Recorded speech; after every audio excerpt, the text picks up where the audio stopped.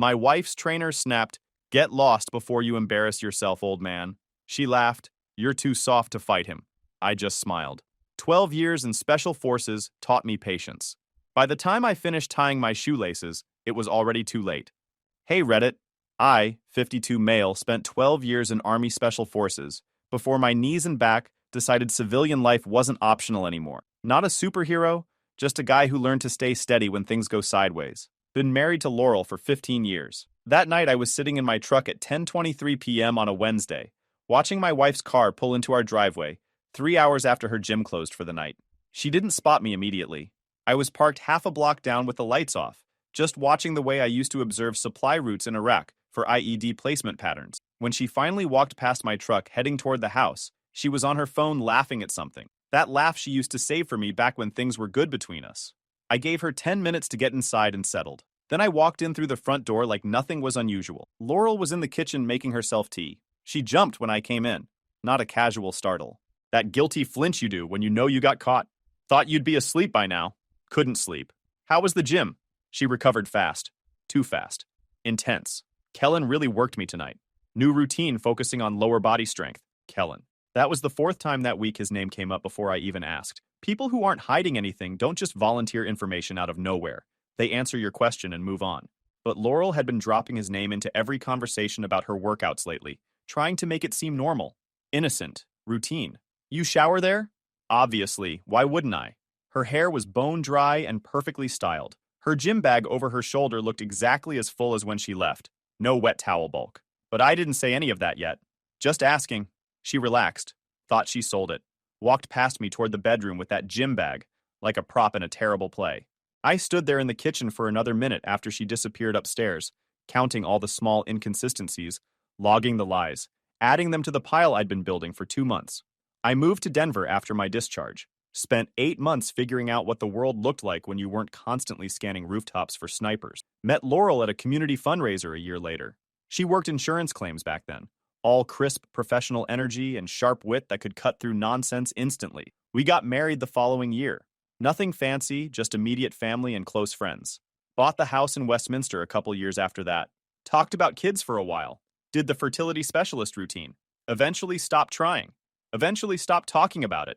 Life got comfortable. I transitioned into private security work. Decent money, flexible hours. Laurel climbed the corporate ladder to senior claims manager. We had routines. Then 2 months ago, Laurel joined Apex Gym. Said she needed to feel better about herself. Get back in shape. I supported it immediately. Dropped $600 on the membership and training package without hesitation. Then Kellen walked into our marriage. Week 1. Kellen says I need way more protein. Like significantly more than I'm getting now. Week 2. Kellen thinks I should switch to morning sessions instead of evenings. Better energy levels, more effective workouts. Week 3. Kellen used to train professional athletes before he came to Apex. Guy really knows his stuff. Week 4. Kellen sent me this article about recovery methods. Really interesting. Did you read it yet? I hadn't. Still haven't. Pretty sure the article didn't exist. By week 5, her phone became permanently face down on every surface. Messages would come in at midnight. She'd glance, smile slightly, then disappear to the bathroom for 15 minutes with the door locked. That's when I started paying real attention. Laurel's gym schedule went from 3 times weekly to 7. Sessions supposedly ran 6 p.m. to 8 p.m., but she'd regularly roll in at 10:30 or later. When I asked about the extra time, she always had explanations ready. Traffic, store, colleague, always something reasonable. Never the same excuse twice. 3 weeks ago, I drove past Apex at 7:30 p.m. Her car wasn't in the lot. I circled twice to confirm. Then I called her. She answered breathless. Hey babe, just wrapping up. I sat in that parking lot for another hour. Her car never showed. When she got home at 11 p.m., she had no takeout containers, no receipts, nothing. Bank statements told the rest of the story. Coffee dates during work hours. Starbucks near Kellen's apartment complex. Twice in 1 week. Death by 1,000 small charges she thought I'd never notice. Sunday morning, Laurel announced she had a mandatory regional meeting. Full business suit. Heels. The complete professional package for a Sunday. I followed at a distance. Apex Performance Gym. She met Kellen in the parking lot at 10:18 a.m. They went inside together, his hand on her lower back, that possessive touch. I parked across the street and watched. They came out 2 hours later. No gym bags, no workout clothes. Just his hand on her back again as they walked to their cars. I photographed the entire sequence. Time-stamped, GPS tagged. Completely legal when you're documenting your own spouse in public. That evening, Laurel came home full of details about the meeting. Who said what? Which initiatives got approved? She was genuinely skilled at lying. Almost convinced me if I hadn't watched her spend 2 hours with Kellen instead. How's your dad doing? I asked Monday over dinner. Laurel's father, Edwin. Stage 4 lung cancer. Diagnosed 6 months ago. About the same. The chemo's really rough. Been thinking we should visit him this weekend? He's actually in a clinical trial right now. They're restricting all visitors. Edwin wasn't in any clinical trial. I'd called his oncologist that morning to verify. But Laurel didn't know I'd been making those calls. Didn't know I'd been quietly coordinating with his medical team for months. I'd been working massive overtime for 4 months specifically to cover treatment costs insurance refused. Weekend contracts, overnight shifts, holiday coverage. I'd been paying for experimental treatments, specialist consultations, better hospital rooms, everything that might improve his odds. She had zero clue I'd been quietly bankrolling her father's survival, while she spent her supposed gym time with Kellen. The rest of the week I built the case. Burner email to Apex confirmed their policy. Trainers sleeping with members meant immediate termination. Phone records showed 623 texts to Kellen in 8 weeks, most after 11 p.m. Everything backed up to 3 separate locations. Monday, I met with a divorce attorney someone from my old unit recommended. Brought photos, phone records, bank statements. Laid out the entire situation without emotion. Colorado's no fault, so the court doesn't hand out cheater penalties, she said, reviewing my documentation. But your evidence matters for negotiations, and if any marital money went to this guy, that's a real argument. Also, people get real cooperative when they know you can prove things. This evidence is very strong. How fast can we move? I can have preliminary papers ready by Friday. Do it! Friday afternoon, Laurel texted she'd be at the gym late. Kellen wanted an extra session to work on some technique issues, probably back around 10:30. I texted back, no problem, handle your business. Then I drove to Apex and bought a day pass. I walked into Apex at exactly 7 p.m., wearing jeans, work boots, and a plain black shirt. Not standard gym attire, but I wasn't there to work out. The evening crowd was thick. Office workers on treadmills, college kids at the free weights, personal trainers doing hands-on form corrections that lasted slightly too long. That's when I spotted them. Kellen was in the weights section with Laurel. Not some random client. My wife. She was laughing at something he said while he stood way too close, his hand resting on her hip like he owned the place, like he owned her. She looked up at him with that smile I hadn't seen directed at me in months. Interesting. Very interesting. I walked over slowly, controlled. Let them see me coming. Laurel spotted me first. Her face went through about 6 emotions in 2 seconds before landing on defiance. Not guilt, not shame. Defiance. That told me everything I needed to know about where her loyalty actually lived. Soren, what are you doing here? Thought I'd check out the facility, see what all the fuss was about. I looked at Kellen. This the guy who's been working you out every night? Kellen puffed up immediately. 6'3", maybe 225 pounds of gym muscle. The kind of guy who'd never been in a real fight, but thought bench pressing heavy made him dangerous. You need to leave, Kellen said, stepping in front of Laurel like some kind of protector. Members only during peak hours. Bought a day pass 30 minutes ago. Check with your front desk if you need to verify. Laurel grabbed Kellen's arm. Actually grabbed it. In front of me. Don't worry about him, baby. He's harmless. Too soft to do anything about it. Baby. She called him baby. Right to my face. I smiled. Not a friendly smile. The one my squad used to call my counting bodies smile. Soft, I repeated. That's a fun word. Kellen took this as encouragement. Classic mistake. He stepped closer, entering my space, playing to the small crowd that was starting to notice the tension. Laurel's told me all about you, he said loud enough for everyone nearby to hear. Said you've been neglecting her for years. Too busy with work to notice what's happening in your own house? Too old and tired to keep your wife satisfied? People around us slowed down. One guy paused his set. The front desk manager noticed and started moving closer, phone in hand. Witnesses gathering. Cameras everywhere. Perfect. That right? I kept my voice level. Almost bored. She tell you anything else? She told me you're a washed-up has-been who can't perform anymore. Kellen was grinning now, feeding off Laurel's approving nod. That's why she needed a real man. Laurel actually laughed. That same laugh I used to love. Now aimed at me like a weapon. Just go home, Soren, she said, with this condescending tone that made my teeth itch. You're embarrassing yourself. Kellen could break you in half without trying. You're too old for this. Accept it. I turned to her slowly. 15 years of marriage, 4 months paying for your father's cancer treatments. And this is what I get? Standing here watching you hang off some gym bro like a participation trophy? That stopped her for about 2 seconds. What are you talking about? Dad's treatments are covered by Medicare. Sure they are, sweetheart. Keep telling yourself that. I looked back at Kellen. You done talking? Or you want to back up all that tough guy energy? Kellen's face hardened. You threatening me, old man? Threatening?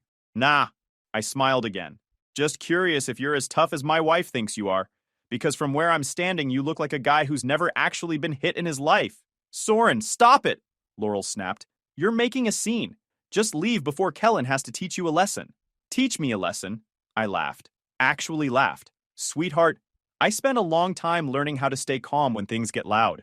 Your boy toy here teaches spin class and sleeps with married women. Slight difference in curriculum. Kellen's face went red. The challenge to his manhood in front of a growing audience, with Laurel watching, was more than his ego could handle. All right, old man. His right hand curled into a fist. You asked for this. Laurel actually smiled, like she was about to watch her new man put me in my place. And just like that, he took the bait. Kellen's first punch came exactly how I expected. Right cross, all his gym power behind it, aimed at my jaw. I shifted left, minimal movement. His fist sailed past my ear and connected with the weight rack behind me. Metal crashed, plates hit the floor. Kellen howled, cradling his hand. The gym went quiet. That looked like it hurt, I said calmly. Want to try again? Or are you done? Laurel's face had gone pale. Kellen, I'm fine. He wasn't. His hand was already swelling. But ego's a heck of a drug. He came at me again. Tried to tackle this time, using his size advantage. I sidestepped, grabbed his collar, used his momentum to redirect him face first into the rowing machine. Clipped my shin on a bench doing it. Stung like heck, but adrenaline makes you pretend you don't feel anything. He bounced off and hit the floor hard. Scattered equipment everywhere. Someone nearby started recording. Multiple phones came out. Stay down, I said. Not angry, just matter of fact. It's over. But Kellen was too embarrassed to quit. Too aware of Laurel watching. He scrambled up, face flushed and bleeding from a cut above his eye, and charged again. This time I didn't bother being gentle. I caught his arm mid-swing, pivoted, and put him on the ground using a basic takedown we learned week 1 of combatives training. His face hit the mat hard. I dropped my knee on his back, pinned his arm behind him at an angle that let him know exactly how close he was to a dislocated shoulder. Stop! Laurel screamed, rushing over. You're hurting him! Get off him! He came at me 3 times in front of 20 witnesses, I said without moving. I defended myself. There's a difference. The manager was on the phone with 911. Good. I wanted this official. Soren, let him go! Laurel was crying now. Crying for him. Please! I looked at her for a long moment. My wife of 15 years. Tears streaming down her face, begging me to release the man she'd been sleeping with. The man she'd chosen over our marriage. Over loyalty. Over everything we built. You chose this, I said quietly. Remember that. I released Kellen's arm and stood up. He stayed on the ground, groaning, not eager for round 2. 2 staff guys rushed in and grabbed my shoulders, like I was the problem. I didn't fight them, just put my hands up and let them pull me back. I'm done. He's done. We're all done. The cops arrived 7 minutes later. 2 officers who separated everyone like dads, breaking up teenagers at a party. Nobody looked convinced of anything yet. Sir, can you tell us what happened? The lead officer had his notepad out. His tone was flat, cautious. I came to check out the gym. My wife's trainer got aggressive when I asked questions about their relationship. He threw a punch that missed, then tried to tackle me, then came at me swinging again. I defended myself. The officer didn't react, just wrote. Anyone else see how this started? A college kid with his phone still out stepped forward. The big dude definitely swung first.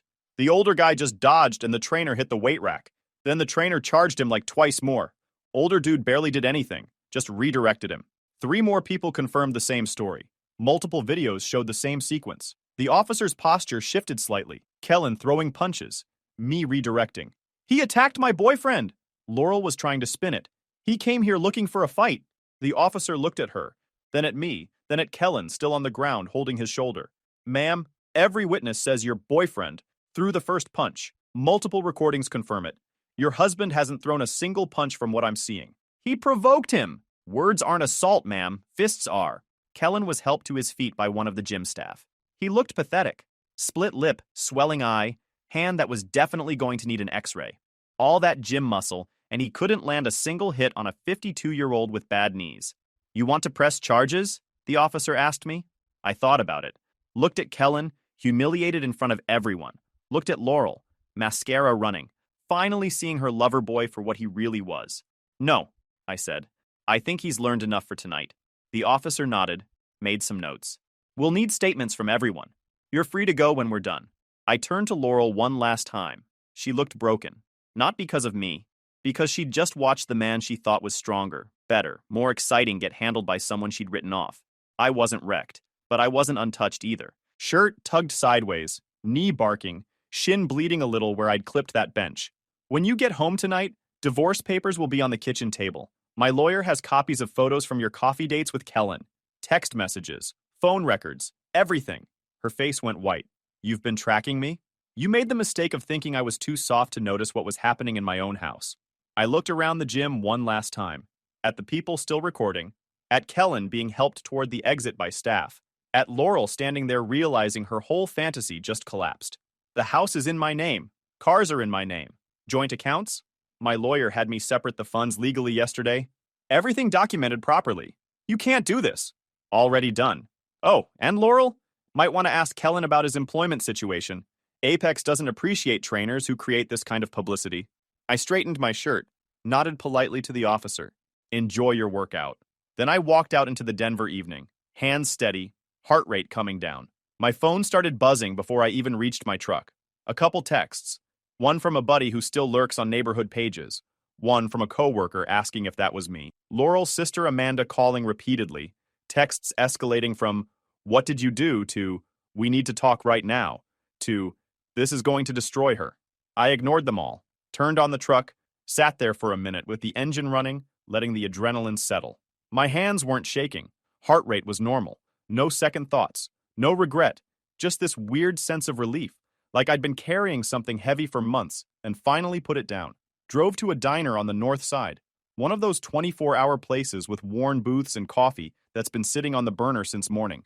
Ordered pie and coffee from a waitress who looked like she'd seen everything twice. Sat in a corner booth watching the sun set over the front range while my old life burned down behind me. By the time pie hit the table, a few more texts had come in. The clip wasn't internet famous, just famous enough to crawl into the wrong group chat. The waitress came back, refilled my cup without asking. Rough day? Best day I've had in months, I told her honestly. She laughed, thinking I was being sarcastic. I wasn't. By the time I got home around 9 p.m., Laurel's car was gone from the driveway. She'd come back while I was at the diner, grabbed some clothes in obvious hurry based on the open dresser drawers, left most of her stuff everywhere. Probably went straight to Amanda's place to cry and rehearse some version where she was somehow the victim, where I'd overreacted, where this wasn't really her fault because I'd been working too much, or been too distant, or whatever excuse would stick. The divorce papers were still on the kitchen table exactly where I'd left them, completely untouched. She'd seen them and ran rather than face what she'd done. I poured another coffee, went out to the back deck, sat in the darkness watching lights come on across Westminster, neighbors settling in for normal Friday evenings. Dinner, TV, homework, bedtime routines? Normal life. None of them had any clue that the quiet guy 4 houses down had just demolished 2 lives in one calculated strike. Felt good. Felt right. Felt like I'd finally done something instead of just absorbing damage and staying quiet. My phone buzzed. Text from Laurel. We need to talk about this. You can't just throw away 15 years. Deleted without responding. Another arrived 30 seconds later. Please, I made a mistake. We can work through this. We can fix this. Deleted. Third message. Soren, please answer me. I love you. This doesn't have to end our marriage. It already had. I blocked her number. Blocked Amanda's for good measure since she'd be running interference. Then I opened my laptop, checked email. My attorney had sent the settlement documents right on schedule. The evidence didn't win me bonus points in court. No fault means the judge doesn't care why it ended. But people get cooperative when they know you can prove what you're saying. I signed them digitally, sent them back. Tomorrow, I'd pack Laurel's remaining stuff, put it in storage under her name, send her the key, clean, efficient, no drama. That night, I was just going to sit there and enjoy the peace. The next 3 weeks were chaos. Over the weekend, the clip spread to a couple Denver fitness pages. Not front page news, just the kind of thing locals pass around when they're bored. Bounced around neighborhood groups and the kind of group chats where grown adults still type in all caps. Famous enough that everyone in Laurel's circle saw it by Monday. Comments called me everything from legend to psycho. Most just enjoyed watching Kellen eat floor. Laurel tried everything to reach me. Emails, texts from different numbers. messages through mutual friends. Her sister Amanda showed up at my door twice demanding I take her back. I told Amanda the same thing both times. Your sister made adult decisions. Now she gets to deal with adult consequences. The divorce moved forward without complications. Laurel tried fighting for half the house, but the adultery evidence made her ask for less, and my lawyer wasn't feeling generous. She got her car, her retirement account, and $8,000 in cash. I kept the house, my accounts, and my self-respect. The real chaos came from unexpected directions, though. Laurel's father, Edwin, called me 3 days after the gym incident. I almost didn't answer. Figured he was calling to defend his daughter, tell me I'd overreacted, ask me to reconsider the divorce. Soren, it's Edwin. Hey Edwin, how you feeling? Better, actually. The new treatment protocol you arranged is working. Doctors are cautiously optimistic. Tumors are shrinking. Long pause. I hadn't expected this conversation. Laurel told me what happened, he continued. What she did, what you did. And son, I need to tell you something important. I waited, staring out my window at the Denver skyline. About 6 months ago, Laurel came to me asking questions about my treatment costs. Wanted to know how much insurance was covering, what I was paying out of pocket. I told her Medicare was handling most of it, but there were significant gaps. Treatments they wouldn't cover. Specialists they wouldn't approve. My stomach tightened. She never mentioned it again after that conversation, Edwin said. Never offered to help financially, never asked about bills, never brought it up. I assumed she was just curious. But Soren, my oncologist, told me last week that an anonymous donor has been covering everything insurance refused. Experimental treatments, specialist consultations, upgraded care facilities. Told me it's been happening for 4 months straight. Tens of thousands of dollars. Edwin, it was you, wasn't it? His voice cracked slightly. The timing matches perfectly. Laurel said you'd been working massive overtime. She assumed it was just extra projects, extra clients. Never occurred to her you were paying for her father's cancer treatments while she was off with her trainer. I didn't answer immediately. Wasn't supposed to be having this conversation. Why? Edwin asked. Why do this for me when you knew what she was doing to you? Because you didn't deserve to suffer for your daughter's choices. You're a good man dealing with something terrible. Money could help. I had money. Simple as that. He was quiet for a long moment. I heard him take a shaky breath. I told Laurel yesterday, Edwin finally said. Told her everything. How much you've been paying. How you never said anything. Never asked for credit. Just made sure I got the best care possible regardless of cost. How'd she take it? Like she got hit with a truck. Started crying. Said she had no idea. That she thought I was just getting standard Medicare coverage. That if she'd known... He trailed off. I told her if you'd known doesn't change anything. Told her she threw away the best man she was ever going to find for some gym trainer who bailed on her the second things got complicated. You didn't need to do that. Yes, I did. She needed to understand what she destroyed. You weren't just a good husband. You were quietly saving her father's life while she betrayed you. That's not something you come back from. We talked for another 20 minutes. Edwin thanked me repeatedly, voice breaking multiple times. I told him to focus on recovery, not his daughter's disaster. Told him the treatments were working, and that's all that mattered. After we hung up, I sat there thinking about unintended consequences. I'd paid for Edwin's treatments because it was the right thing to do. Never thought about using it as leverage or ammunition. Never wanted him to know it came from me. But now, Laurel knew. And according to Edwin, that knowledge was tearing her apart from the inside out. Kellen's situation was entirely different and way worse for him. Apex fired him the next morning. Liability. Corporate made the call before the gym even opened. The personal training world is smaller than people think, and nobody wanted to hire the guy who got handled by a middle-aged client in footage that was still circulating. He tried going independent, posting about starting his own business. The comment section turned every ad into a highlight reel of him eating floor. His Instagram went from 22,000 followers to maybe 1,200, mostly people still there to roast him. Part of me felt bad for about 30 seconds. Then I remembered the look on his face when he thought he was about to put the old man in his place. The bad feeling went away real quick. Laurel's life fell apart in slower, more systematic ways. Everyone at her job found out about the affair within 2 days. The gym videos identified her by name. Her colleagues saw everything, including her crying over Kellen while I stood there without a scratch. Water cooler conversations stopped when she walked by. People who used to have lunch with her suddenly had other plans. The professional network she'd spent years building started falling apart. Her boss, a woman who'd mentored Laurel for 5 years, called her in for a private conversation. Didn't fire her. Couldn't, really. No policy violation. But her boss made it crystal clear that Laurel's career had hit a dead end. No more promotions. No more high-profile assignments. No more recommendations for advancement. The corner office she'd been working toward for 3 years went to someone else. She moved in with her sister Amanda initially. That arrangement lasted exactly 2 weeks before they had a massive fight. Amanda, who'd been divorced herself and rebuilt her life alone, had zero patience for Laurel's victim act. The studio apartment in Thornton was what she could afford on short notice. Big downgrade from our house in Westminster. One room, kitchenette, shared laundry in the basement. The kind of place you live in when you're starting over from scratch. The kind that reminds you every single day what you lost and why you lost it. Her friends picked sides faster than I expected. Most sided with her initially. Divorce makes people tribal. But then Edwin started telling people about the cancer treatment payments. About how I'd been quietly funding his survival while Laurel betrayed me. That changed things fast. Several friends stopped talking to her entirely. Others got distant and judgmental.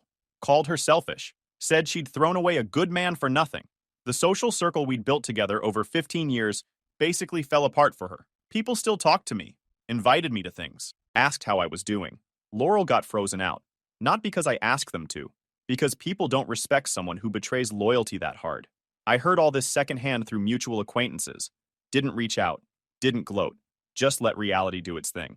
6 weeks after the divorce finalized, I ran into Laurel at a grocery store. She looked different, worn out in a way that went deeper than just being tired. Hair pulled back in a messy ponytail, dark circles under her eyes, wearing old sweats instead of the designer athletic wear she used to favor. She spotted me in the produce section while I was picking out vegetables, froze for a second, then walked over hesitantly, shopping basket hanging from her arm. Soren. Laurel. Nobody said anything for a minute. Other shoppers moved around us, oblivious. How are you? She asked quietly. Good. You? Been better. She looked down at her basket. Instant ramen, frozen dinners, generic brand everything. Living in Thornton now. Studio apartment. I nodded but didn't offer sympathy. My dad's doing really well, she continued. Treatment's working. Doctors are saying he might actually beat this. They're talking about long-term remission. That's genuinely good news. Yeah, her voice cracked. He told me. About the payments. About you covering everything. All those experimental treatments. The specialists. The upgraded care. I waited. Why didn't you tell me? Her eyes were getting wet. I honestly thought Medicare was handling most of it. I had absolutely no idea you were working yourself into the ground to save my father while I was... She couldn't finish. Would it have mattered? I asked calmly. Would you have made different choices if you'd known? She opened her mouth, closed it, looked away. You made your choices based on what you wanted, I said. Not based on what I was doing or sacrificing. The money doesn't change the basic truth. You wanted something else more than you wanted our marriage. I know. She wiped her eyes. I wish I'd known. Wish I'd appreciated what I had instead of chasing something shallow and pointless. Yeah, most people wish that. After it's gone and it's too late. Laurel took a shaky breath. Is there any chance? No, I said before she could finish. There's not. She nodded slowly, accepting it. I deserve that. You deserve what you chose. You chose Kellen over stability. You chose excitement over loyalty. Adults make choices, but choices come with consequences that don't give a darn about regret. I know. Believe me, I know. She looked at me directly. Her face hardened. Kellen stopped returning my calls immediately after getting fired. Blocked my number the same day. I tried contacting him for weeks. Nothing. Like I never existed. Shocking. I was such an idiot. Not looking for sympathy. Just stating facts. Threw away a good man, a good marriage, a good life for what? For some trainer who pretended to care because it fed his ego. The second things got hard, he vanished. Yeah, you were. We stood there another moment. Two people who used to share everything, now basically strangers. I should go, Laurel said finally. Then she hesitated. I really am sorry. For all of it. For what I did. For what I threw away. For being too blind and selfish to see what I had. I know you are. Does that matter? No, not really. But I believe you mean it. She nodded, getting that some things can't be fixed with apologies. Then she walked away toward the checkout, shoulders slumped. I went back to shopping for dinner for one. Felt nothing watching her leave. No satisfaction, no anger, no regret, just nothing. That was probably the healthiest thing I'd felt in months. Feeling nothing meant I'd actually moved on. Update. Need your advice on something alright Reddit. I need to pick your brains on this one because honestly I'm torn. Edwin, my ex-wife's father, is still fighting cancer. Remission was looking good for a while, but last week his oncologist called with news that it's back. Aggressive. They want to try a new experimental treatment protocol. But surprise, surprise, insurance won't cover it. We're talking another $47,000 out of pocket over the next 6 months.